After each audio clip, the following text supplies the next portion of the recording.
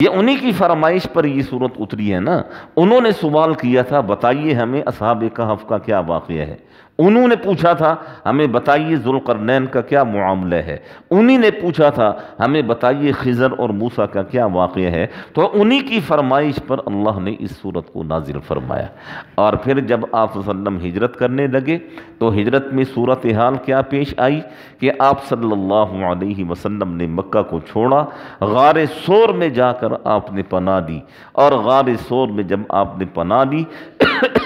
تو مشرکین مکہ بمائے اپنے کھوجیوں کے آپ صلی اللہ علیہ وسلم کو تلاش کرتے کرتے کرتے کرتے پاؤں کے نشانات کو دیکھتے دیکھتے بالکل غار ثور کے دہانے کے اوپر آ کر کھڑے ہو گئے،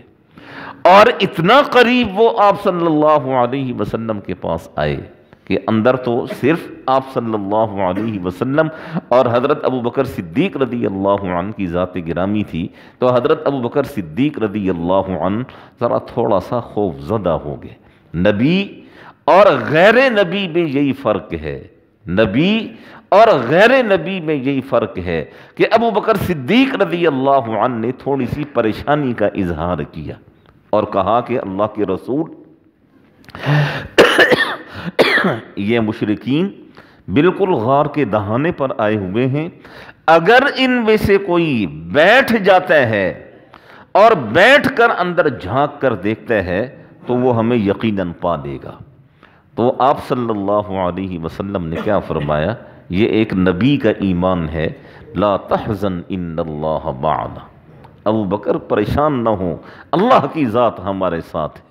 یہ ہے نبی، نبی اور غیر نبی میں یہی فرق ہے۔ آپ صلی اللہ علیہ وسلم کو ذرہ بھر بھی پریشانی نہیں ہے، اور ابو بکر صدیق رضی اللہ عنہ پریشانی کے عالم میں کہتے ہیں کہ اللہ کے رسول اگر یہ نیچے جھکتے ہیں تو یہ ہمیں دیکھ لیں گے اور ہم پکڑے جائیں گے۔ تو آپ صلی اللہ علیہ وسلم نے فرمایا لا تحزن ان اللہ معنا، ابو بکر کوئی غم کی بات نہیں ہے، اللہ کی ذات ہمارے ساتھ ہے، اگر اللہ نے چاہا تو ہم یہاں سے محفوظ مدینہ کی طرف نکل جائیں گے۔ اور مشرکین مکہ وہیں سے واپس چل پڑے۔ تو اللہ جل شانہ نے دکھایا کہ دیکھو یہ ہماری کتنی بڑی قدرت ہے کہ دشمن آپ کے سروں کے اوپر پہنچ چکا تھا، اور وہاں بھی ہم نے آپ کو دشمنوں سے محفوظ فرمایا۔